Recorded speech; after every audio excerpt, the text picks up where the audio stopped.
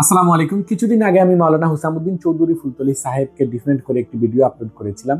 তো সেই ভিডিওতে ডিফারেন্ট প্ল্যাটফর্মে আমাকে অনেকেই খুবই বাজেভাবে মন্তব্য করেছেন। এজন্য আমি ভাবলাম অনেকেই যেহেতু আমাকে পথভ্রষ্ট এবং গুমরাহ বলে আখ্যায়িত করেছেন, তো আমি তাদেরকে এমন কিছু কারণ তুলে ধরি যেসব কারণে আমরা জামাত শিবিরের বিরোধিতা করে থাকি এবং যেসব কারণে বেশিরভাগ ইসলামী দলই জামাত শিবিরকে একটি ইসলামী দল হিসেবে বিবেচনা করে না। জামাত শিবিরের ঊর্ধ্বতন আমিরদের লেখা বইয়ে এমন কিছু কুফরি মতবাদ রয়েছে যেগুলো কেউ যদি বিশ্বাস করে থাকে তাহলে সে ঈমান হারাবে, সে কাফির হয়ে যাবে। তো আজকের এই ভিডিওতে আমরা এমন কিছু লেখাই তুলে ধরবো। তো এখানে আমি আরেকটি কথা জানিয়ে নেই, বেশিরভাগ জামাত শিবিরের লোকেরা মনে করেন তারা আমাদের মিলাদ কিয়ামের বিরোধিতা করেন, তারা মিলাদুন নবীর বিরোধিতা করেন, এজন্য আমরা তাদেরকে পছন্দ করি না। আসলে এরকম কোনো কারণ নেই। মিলাদুন নবী এবং মিলাদ মাহফিল যেটা হয়ে থাকে সেটা ইসলামী সংস্কৃতির একটা অংশ। সেটা আমরা রাসূল সাল্লাল্লাহু আলাইহি ওয়াসাল্লামের জন্মের কারণে খুশি হয়ে পালন করে থাকি। সেটা আমরা রাসূল সাল্লাল্লাহু আলাইহি ওয়াসাল্লামকে সালাম পাঠানোর জন্য দাঁড়িয়ে কিয়াম করে থাকি। এগুলো যদি কারো পছন্দ না হয়, কেউ করতে না চায়, আমাদের কোনো বাধা নেই, আপনারা করবেন না। আমরা যেসব কারণে কোনো ইসলামী দলকে গুমরাহ বলে আখ্যায়িত করি, আজকের ভিডিওতে আমি সেসব নিয়েই কথা বলবো। জামায়াতে ইসলামের প্রতিষ্ঠাতা হচ্ছেন আবুল আলা মওদুদী, যার হাত ধরে লাহোরে 1941 সালে জামাত প্রতিষ্ঠিত হয়। তিনি যখন প্রথমে ইসলামী লেখালেখি শুরু করেন, তার লেখাগুলো খুবই সুন্দর ছিল। তিনি খুবই সুন্দর কুরআনের তাফসীর করতেন। তৎকালীন সকল আলেমরাই তার লেখাকে খুবই পছন্দ করতেন, সবাই তার প্রশংসা করতেন। কিন্তু কিছুদিন পরে তিনি যখন তার তাফসীরে মন গড়া ব্যাখ্যা শুরু করলেন, তিনি নবী রাসূলদের আক্রমণ করা শুরু করলেন, তখন থেকেই সকল আলেমগণ তার বিরোধিতা করা শুরু করেন।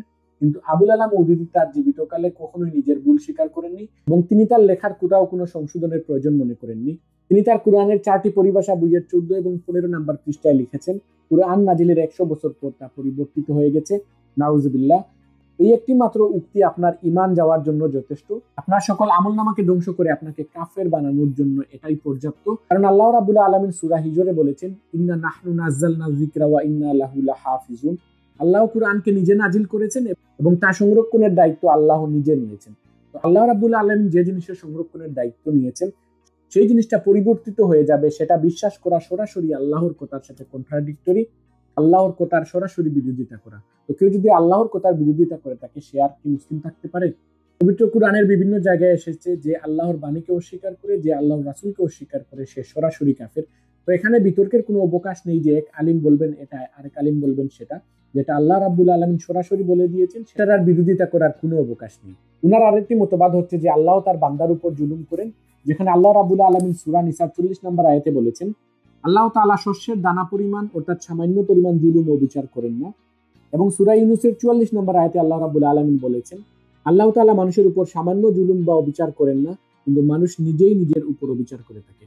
কোনো বিবাহিত মহিলা যদি অবৈধ মিলামিশা করে, তাহলে তার শাস্তি হচ্ছে তাকে পাথর মেরে হত্যা করা। এই যে রজমের বিধান রয়েছে, আবুল আলা মওদুদী এর বিরোধিতা করেছেন এবং তিনি বলেছেন যে আল্লাহ রাব্বুল আলামিন এক্ষেত্রে বান্দার উপর অবিচার করতেছেন, জুলুম করতেছেন। তার সরাসরি উক্তি হচ্ছে রজম শাস্তি প্রয়োগ করা নিঃসন্দেহে জুলুম। নাউজুবিল্লাহ। সেটা তাফহিমাতের 2য় খণ্ডের 281 নম্বর পৃষ্ঠায় তিনি বলেছেন। মওদুদী আরো বলেছেন, আমাদের নবী তার রিসালাতের দায়িত্ব আদায়ে ভুল ত্রুটি করেছেন। সেটাও তাফহিমুল কুরআনেই রয়েছে। চিন্তা করে দেখুন, যে ব্যক্তি আল্লাহ রাব্বুল আলামিনের মনোনীত প্রার্থীকে, আল্লাহ রাব্বুল আলামিনের মনোনীত তার রাসূল সাল্লাল্লাহু আলাইহি সাল্লামকে এইরকম কথা বলতে পারে, সে কত বড় জ্ঞান পাপী এবং সে কত বড় পথভ্রষ্ট। তাফহিমাতের 2য় খণ্ডের 57 নম্বর পৃষ্ঠায় তিনি বলেছেন, সমস্ত নবী গুনাহগার। যেখানে আল্লাহ রাব্বুল আলামিন সূরা আম্বিয়ার 73 নম্বর আয়াতে বলেছেন, আর তিনি তাদেরকে সঠিক পথে পরিচালিত করেন এবং সঠিক কাজ করতে আদেশ করেন। চিন্তা করে দেখুন, আল্লাহ রাব্বুল আলামিন যে নবী রাসূলদের ব্যাপারে বলতেছেন যে তিনি তাদেরকে সঠিক পথে পরিচালিত করেন এবং তিনি তাদেরকে সঠিক কাজ করতে আদেশ করেন। তো আল্লাহ রাব্বুল আলামিন যাকে সঠিক পথে পরিচালিত করেন, আপনি একজন সাধারণ মানুষ হয়ে কিভাবে বলতে পারেন যে তারা গুনাহগার ছিলেন, তারা ভুল করেছেন, যেখানে আল্লাহ রাব্বুল আলামিন স্বয়ং তাদেরকে সঠিক পথে পরিচালিত করেছেন? আপনার কি এখানে মনে হয় যে আল্লাহ রাব্বুল আলামিন যেটার দায়িত্ব নিয়েছেন, আল্লাহ রাব্বুল আলামিন সেই দায়িত্বে ভুল করবেন? আল্লাহ যেটার নিশ্চয়তা দিয়েছেন, সেখানে আল্লাহ রাব্বুল আলামিন ভুল করবেন? নাউজুবিল্লাহ। মওদুদী সাহেব আরো বলেছেন, হযরত নূহ আলাইহিস সালাম তার চিন্তাধারার দিক থেকে দিনের চাহিদা থেকে সরে গিয়েছিলেন।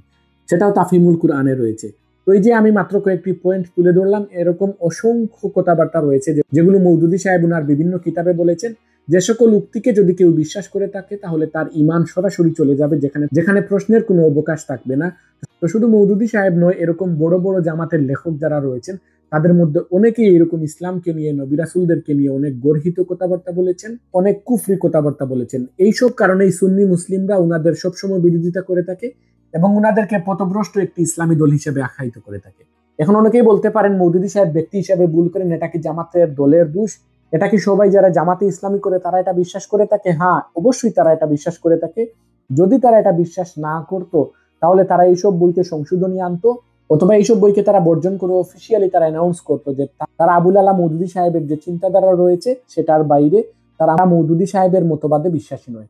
কিন্তু তারা এটা ইতিহাসের কুতায় কখনোই করেনি, বরং মওদুদী সাহেবের যে বিভিন্ন বই রয়েছে সেটা এমন সব বই যেটা তাদের সিলেবাসের অন্তর্ভুক্ত, যেসব বই পড়ে তারা কর্মী থেকে সাথী হয়, সাথী থেকে সদস্য হয়, সদস্য থেকে রুকন হয় বা বিভিন্ন দায়িত্বশীল হয়ে থাকে। তো এই যে বিতর্কিত এবং কুফরি মতবাদ সম্পন্ন বই রয়েছে সেগুলোই কিন্তু জামাত শিবিরের যে তাদের শিক্ষা ব্যবস্থা রয়েছে, তাদের যে ভিতরের যে তাদের যে পড়াশোনার যে ব্যাপারটা রয়েছে সেটার কিন্তু মূল খুঁটি হচ্ছে এইসব বইগুলো। এবং এইসব বই যারা পড়ে তারা নিঃসন্দেহে এগুলো বিশ্বাস করে থাকে। যদি তারা বিশ্বাস না করতো তাহলে তারা অবশ্যই এইসব বইতে সংশোধনী আনতো, অথবা এইসব বইকে তারা বর্জন করতো। তাই আপনারা শুধু দাড়ি টুপি এবং লম্বা লম্বা পাঞ্জাবি দেখে কাউকে নিজের আদর্শ হিসেবে মেনে নিবেন না।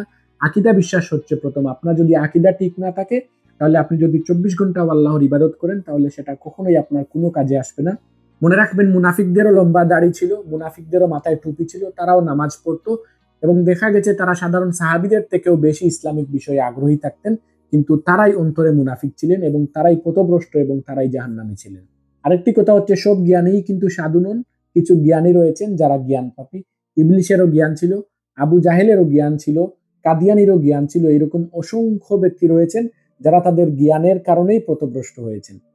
তো জামাত শিবিরের যারা এটা নিয়ে কখনোই চিন্তা করেননি, আপনাদের উচিত হচ্ছে এইসব বিষয়ে গবেষণা করা। শুধু আপনার বড় ভাই কি বলেছেন, দলের বড় ভাই আপনাকে কি জবাব দিয়েছেন সেটার উপর বিশ্বাস করে বসে থাকবেন না। আপনি নিজে এগুলোকে জানুন, কেন জামাত শিবিরকে অন্যান্য ইসলামী দল মনে করে না সেটা নিয়ে গবেষণা করুন। আপনি সঠিক পথ পাবেন ইনশাআল্লাহ। আমি শেষ করবো মাওলানা ভাসানীর একটি উক্তি দিয়ে। তিনি বলেছেন, নীল নদের পানি যেমন নীল নয়, জামাতে ইসলামীও তেমন একটি ইসলামী দল নয়। আল্লাহ আমাদের সবাইকে হেদায়েত দান করুক, সঠিক ইসলামিক জ্ঞান বুঝার তৌফিক দান করুক। আসসালামু আলাইকুম।